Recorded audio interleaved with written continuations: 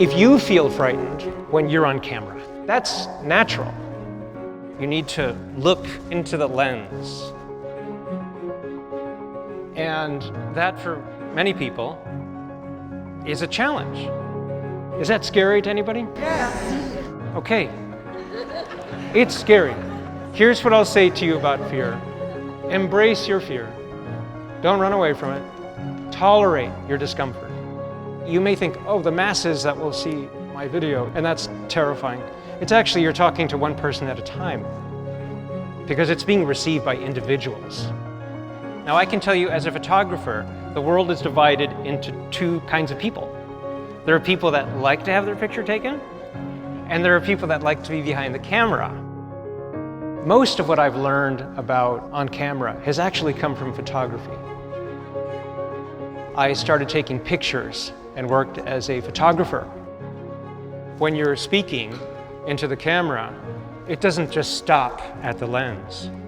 It doesn't stop when you stop speaking. You have a follow-through, a personal, spiritual resonance that penetrates the lens. Tell yourself, I have already a kind of a resonance. It's already there. I have to free that. I have to allow it to expand outward. It can't stop here. It has to move out in space. I started out as an actor in the theater. How actors know that you need to focus on the objective. The objective sets you free. I want to do this.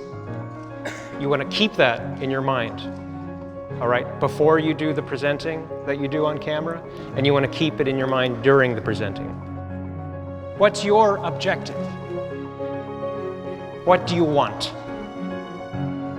If you don't know what your objective is, you won't be able to see the obstacles. But once you say, this is what I want, the obstacles rise up in front of you. And then you can decide to go around those obstacles, to blast through the obstacles, or to allow the obstacles to just begin to melt out of the way.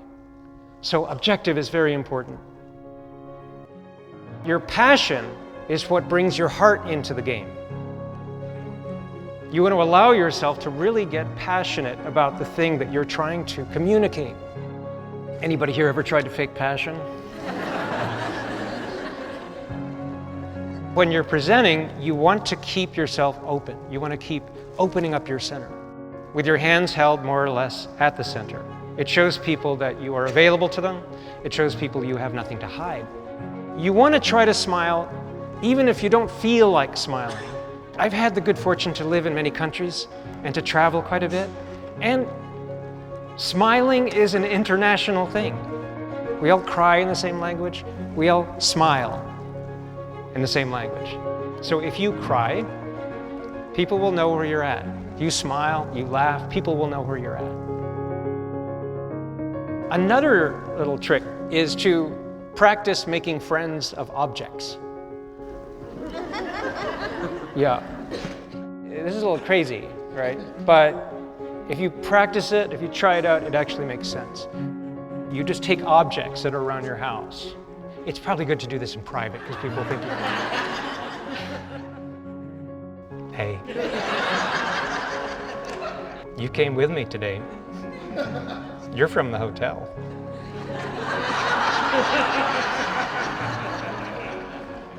I like you a lot. But I'm not going to be able to take you back to New Jersey. I'm sorry. Okay. So here I am talking to objects, right? And I'm having fun. So why can't we do it with the lens? I'm just going to tell myself that that lens is one of my friends.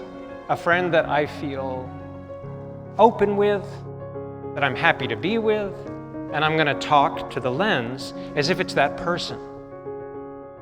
It's a different way of looking through the lens and beyond.